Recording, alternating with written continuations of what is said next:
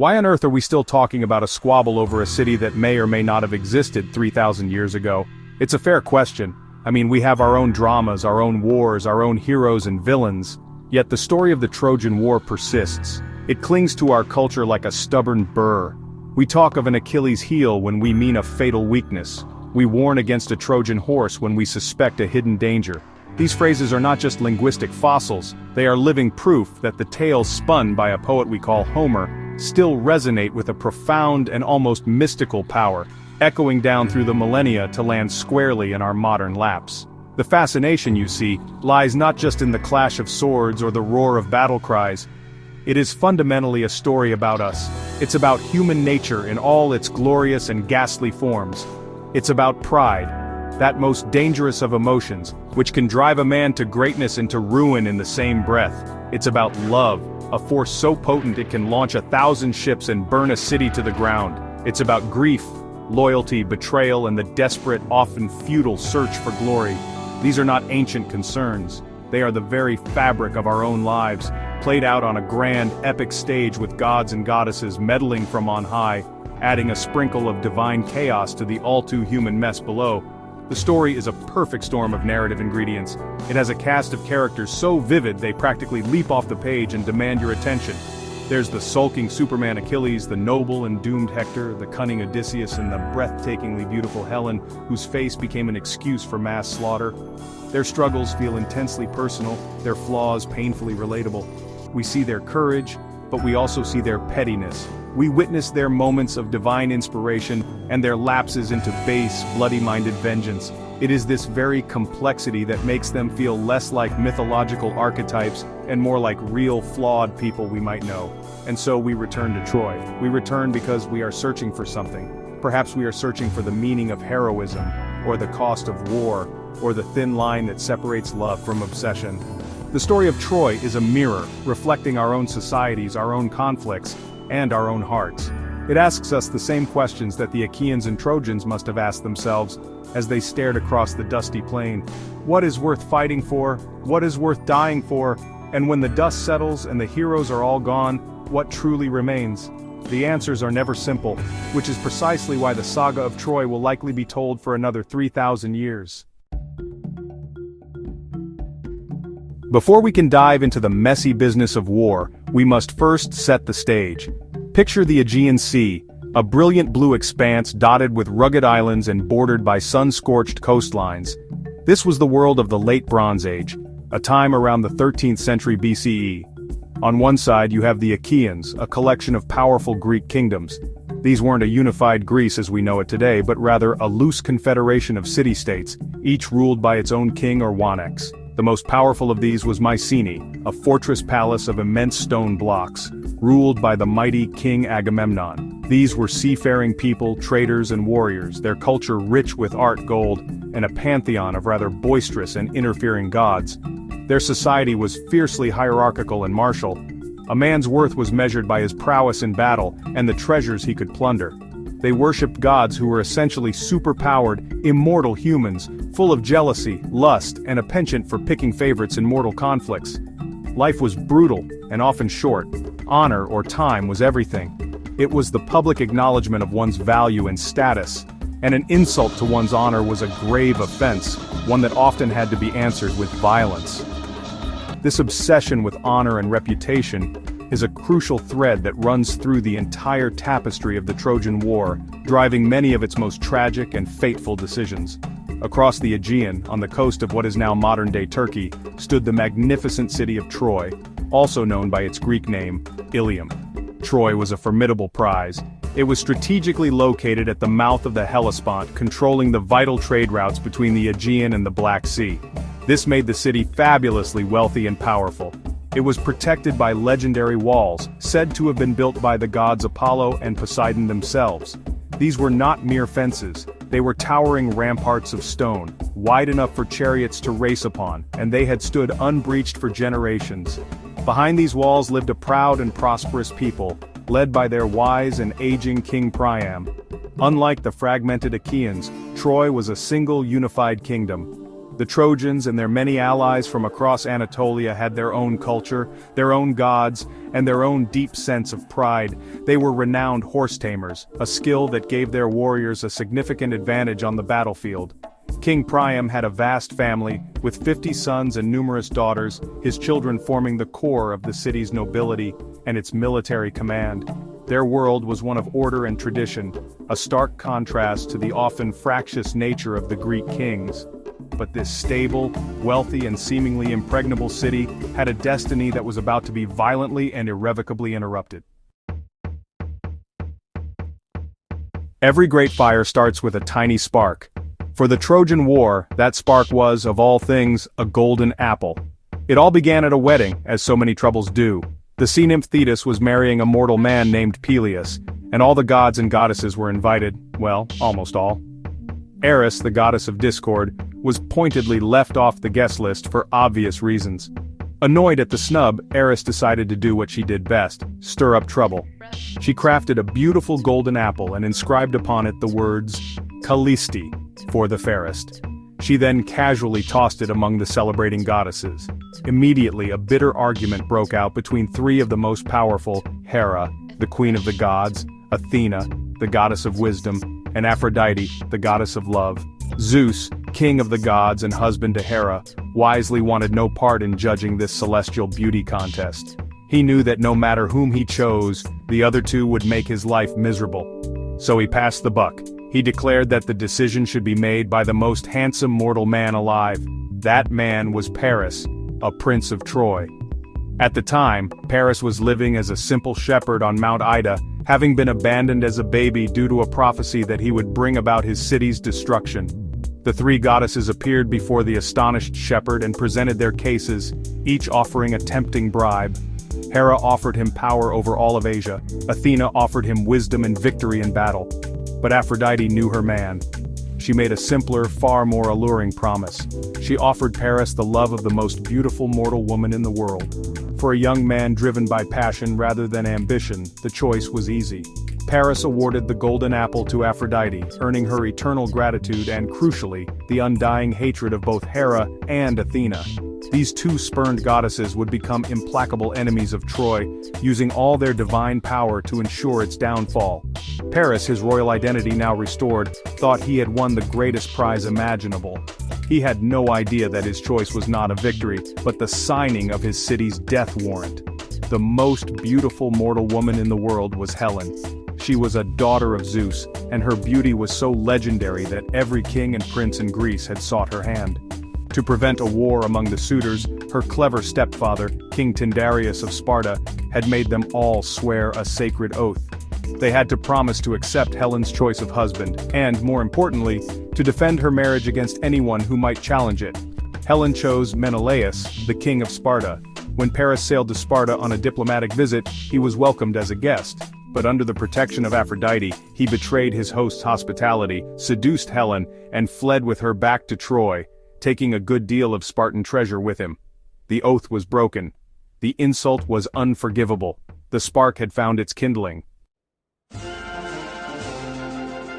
When Menelaus discovered his wife and his treasury were gone, his grief quickly turned to white-hot rage. He went straight to his brother Agamemnon, the powerful king of Mycenae. Agamemnon, who had long cast a covetous eye on Troy's wealth and strategic position, saw this not just as a family insult but as a golden opportunity. He invoked the oath of Tyndareus, calling upon all the kings and chieftains who had once courted Helen to honor their promise. One by one, the heroes of the Achaean world answered the call, mustering their armies and preparing their black-sailed ships. A great armada, the likes of which the world had never seen, began to gather at the port of Aulis. It was a force united by a sacred oath, a thirst for vengeance, and the promise of immortal glory. The cast of characters assembling for this grand adventure was a who's who of Greek mythology. There was the aforementioned Agamemnon, the commander-in-chief, a proud and often arrogant leader. Beside him was his wronged brother Menelaus, fueled by a personal desire to reclaim his wife and his honor. There was the wise and elderly Nestor, a font of strategic advice and long-winded stories. There was the giant Ajax, a mountain of a man, second only to one in fighting skill. And of course, there was Odysseus, the cunning king of Ithaca. Odysseus was not keen on going to war. He tried to feign madness by plowing his fields with salt, but his ruse was cleverly exposed, and he was forced to join the expedition, his mind for strategy proving indispensable. But the greatest of them all was Achilles. He was the son of the sea nymph Thetis and the mortal king Peleus, the very couple whose wedding had started all this trouble. Achilles was the ultimate warrior, a demigod who was virtually invincible in battle. His mother had dipped him in the magical river Styx as an infant, making his entire body invulnerable, except for the heel by which she held him. Achilles was faced with a prophecy. He could either live a long, peaceful and forgotten life at home, or he could go to Troy, where he would win eternal fame but die a young man. Driven by his unquenchable thirst for glory, he chose the latter, leading his fearsome warriors, the Myrmidons, to join the Greek host. On the Trojan side, the city prepared for the inevitable siege. King Priam, old but still respected, presided over his council. His greatest son, Hector, was the commander of the Trojan army. Unlike Achilles, who fought for personal glory, Hector fought for his family, his city, and his people.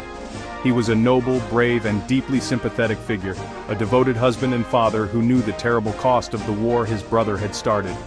And then there was Paris, the cause of it all. He was handsome and charming but often seen as cowardly and selfish, more of a lover than a fighter. These key players, Achilles and Hector, Agamemnon and Priam, Odysseus and Paris, would become the central figures in a decade-long drama of blood, honor, and tragedy. One cannot possibly understand the Trojan War without looking up to Mount Olympus. The gods were not passive observers in this conflict. They were active, biased, and honestly often petulant participants. They had their favorites and their enemies, and they interfered in mortal affairs with all the subtlety of a charging rhinoceros. The entire war, from one perspective, was simply a proxy conflict for the squabbles of the gods, with human heroes serving as their pawns on a vast, bloody chessboard. The initial rift caused by the judgment of Paris split the pantheon down the middle. Hera and Athena, still fuming from their rejection, were staunchly pro-Achaean. They would do anything to see Troy burn. On the other side, Aphrodite, who had won the Golden Apple, was naturally a passionate defender of Paris and the Trojans. Her lover, the fiery god of war Ares, also sided with Troy, reveling in the chaos and bloodshed of the battlefield. Apollo, the god of archery and prophecy, likewise favored the Trojans, often deflecting Greek arrows and spreading plague through their camps. Zeus, the king of the gods, tried to remain neutral, at least officially. He had a fondness for the Trojans, particularly Hector, but he was also bound by fate and constantly pestered by the pro-Greek goddesses. His attempts to keep order often failed, and he would tip the scales of battle one way or the other based on his whims or in response to the pleas of his fellow deities. The divine meddling took many forms. Gods would appear on the battlefield disguised as mortals to offer encouragement or, honestly, sometimes some pretty bad advice. They would deflect spears aimed at their chosen champions or miraculously heal their wounds. In one famous instance, the Achaean hero Diomedes, empowered by Athena, went on a rampage so furious that he actually wounded two gods, Aphrodite and Ares, sending them screaming back to Olympus to complain to Zeus. This was a shocking breach of the natural order, showing just how blurred the lines between the divine and the mortal had become. The gods didn't just influence the war, they fought in it. This constant interference had a profound effect on the morale and psychology of the human combatants. A sudden stroke of luck or a moment of inexplicable strength could be interpreted as a sign of divine favor. Conversely, a sudden turn of misfortune or a plague sweeping through the camp was seen as the wrath of a vengeful god. The heroes were constantly praying, sacrificing, and trying to interpret omens to curry favor with their celestial patrons. It created an environment where human agency often seemed secondary to divine will, and where the fate of a battle could be decided not by the skill of the warriors, but by an argument between goddesses on a faraway mountaintop. For 9 long years, the war dragged on in a brutal stalemate. The Achaeans controlled the beaches and the surrounding plains, but the mighty walls of Troy remained unbreached. The war devolved into a series of raids and skirmishes with champions from each side meeting in single combat. Then, in the 10th and final year of the war, the central drama of Homer's Iliad unfolds. It's not really a story about the whole war, but about a single devastating event, the rage of Achilles. The conflict began not with a Trojan, but with the Greek commander-in-chief, Agamemnon. In a display of supreme arrogance, Agamemnon seized a captive woman named Briseis, who had been awarded to Achilles as a war prize. For Achilles, this was not about the woman herself, it was a catastrophic public insult. Agamemnon had trampled upon his honor, his time, in front of the entire army. Enraged and humiliated, Achilles made a fateful decision. He withdrew from the war entirely. He sat in his tent by his ships, refusing to fight, and took his elite Myrmidon warriors with him. He even prayed to his mother Thetis, asking her to persuade Zeus to favor the Trojans, so that the Achaeans would suffer deeply and realize how much they needed him. This was the ultimate act of pride. Achilles was willing to see his own comrades slaughtered just to prove a point about his own value. With Achilles, the Greeks' greatest weapon, off the field, the tide of the war turned dramatically. Hector, the Trojan champion, seized the opportunity. He led the Trojan forces in a furious assault, pushing the Achaeans back from the plains and all the way to their ships. The Greeks were on the verge of total defeat. They built a defensive wall around their camp, but Hector and his men smashed through it. They set fire to the Greek ships. Desperate, Agamemnon sent a delegation including Odysseus to Achilles, offering him immense treasures and the return of Briseis if he would only come back and fight. But Achilles' pride was too wounded. He stubbornly refused. The situation became so dire that Achilles' closest friend and companion, Patroclus, could no longer bear to watch the slaughter. He begged Achilles to let him wear his famous armor and lead the Myrmidons into battle, hoping the Trojans would mistake him for Achilles and fall back in fear. Achilles reluctantly agreed, but warned Patroclus not to pursue the Trojans all the way to the city walls. But Patroclus, caught up in the glory of battle, forgot the warning. He drove the Trojans back and was ultimately killed by Hector, with a little help from the god Apollo. When news of his friend's death reached Achilles, his prideful anger was replaced by an all-consuming grief and a terrible, burning desire for revenge. The 10 years of war before the fall of the city were a relentless grind, a story of attrition and heroism on both sides. The Achaeans, far from home, had to sustain a massive army. They conducted numerous raids on Troy's allies up and down the coast, not just to gather supplies and treasure, but also to weaken Troy's network of support. These raids were where many heroes made their names, and where much of the plunder, including captive women like Briseis, was taken. Life in the Greek camp was a mixture of boredom, disease, and sudden, intense violence. The soldiers built a fortified encampment on the beach, a temporary city of huts and defensive walls, a home away from home that became a permanent fixture of the landscape. Inside the great walls of Ilium, life was a strange paradox. The city itself was safe from direct assault, so for the citizens, the women, children, and elderly, there was a semblance of normality. Markets could still function and people could walk the streets. Yet the ever-present reality of the war loomed just outside. From the ramparts, they could watch the battles unfold on the plain below, seeing their husbands, sons, and brothers fight and die. The city was a golden cage. It was safe, but it was also a prison. As the years wore on, supplies began to dwindle, and the psychological toll of the prolonged siege began to wear on everyone, from King Priam down to the humblest citizen. The war was punctuated by moments of high drama, often duels between the greatest champions. One of the earliest was a duel arranged between Menelaus and Paris, the two men at the heart of the conflict. The idea was to settle the war once and for all, with the winner taking Helen and the treasure, and the armies going home.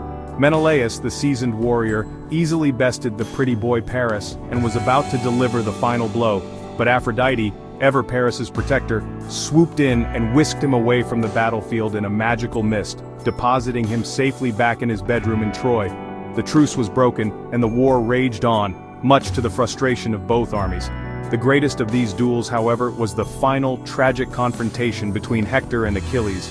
After the death of Patroclus, Achilles returned to the war, a terrifying force of nature consumed by grief and rage. He slaughtered Trojans indiscriminately, his rampage so bloody that it was said to have choked a river god with corpses. He chased Hector around the walls of Troy 3 times before the Trojan champion finally stood his ground. The fight was swift. Achilles, the superior warrior, killed Hector, but what he did next shocked both mortals and gods. In his fury, he attached Hector's body to the back of his chariot and dragged it in the dust around the city walls, an act of supreme desecration. The war had reached its darkest point. Even with Hector dead and Achilles back in the fight, the city of Troy did not fall. Its magnificent walls still stood, a testament to their divine builders. But Achilles' own fate was sealed. As the prophecy foretold, he won his immortal glory, but did not live to see the end of the war. He was killed by an arrow to his one vulnerable spot, his heel. The arrow was shot by Paris, but it was guided by the god Apollo, ensuring the death of Troy's greatest enemy. The war was once again at a stalemate. The Greeks had lost their best warrior and the Trojans had lost theirs. Brute force had failed. It was time for a different approach. It was time for cunning. The mastermind behind the final brilliant plan was the ever-resourceful Odysseus. He proposed a radical idea. The Achaeans would pretend to give up and sail for home, but they would leave behind a parting gift for the Trojans, a massive wooden horse, ostensibly as an offering to the goddess Athena to ensure their safe journey home. The horse would be hollow, and hidden inside would be Odysseus himself, along with a select group of the best Greek warriors. The rest of the Achaean fleet would not actually sail home, but would hide behind a nearby island, waiting for a signal. It was a wildly audacious gamble, relying entirely on Trojan psychology. The Trojans awoke one morning to find the Greek camp deserted, and the enormous, strange wooden horse standing on the plain. A great debate erupted within the city. Some, like the priest Laocoon, were deeply suspicious. He famously warned, "I fear the Greeks, even when they bring gifts," and hurled a spear into the horse's side. Just then, in a piece of divine intervention supporting the Greek plan, 2 giant sea serpents rose from the waves and devoured Laocoon and his 2 sons. The Trojans took this as a sign that Athena was angry at the desecration of her offering. Their doubts were further erased when they found a lone Greek soldier, Sinon, who had been left behind to tell a fabricated story about how the horse was a sacred object that would make Troy invincible if brought inside the city. Convinced and jubilant, the Trojans made a fatal error. To get the giant horse into their city, they had to tear down a section of their own impregnable walls. They dragged the horse to the city center and began a great celebration, believing the 10-year war was finally over. They feasted and drank late into the night. When the city was finally asleep, shrouded in a drunken stupor, Odysseus and his men crept out of the horse's belly. They killed the sentries, opened the city gates, and lit a signal fire for the Greek fleet. The ships returned, and the entire Achaean army poured into the unsuspecting city.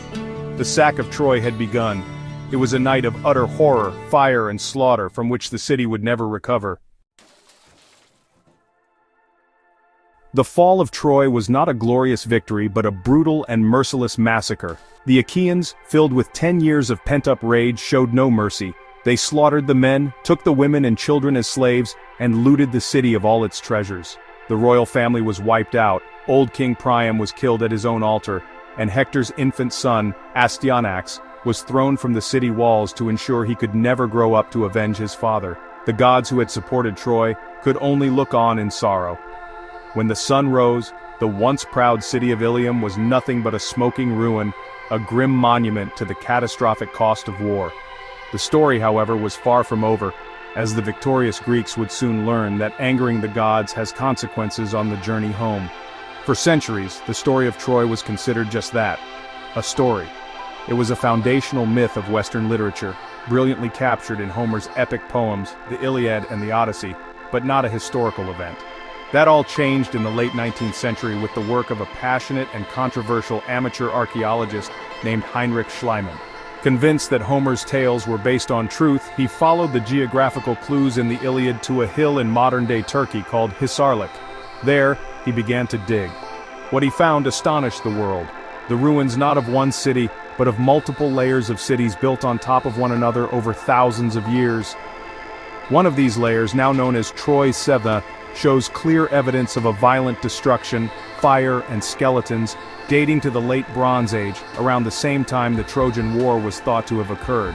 While we have no proof of a Helen and Achilles or a 10-year siege, most historians now believe that the epic story is likely a poetic and highly exaggerated retelling of a real historical conflict.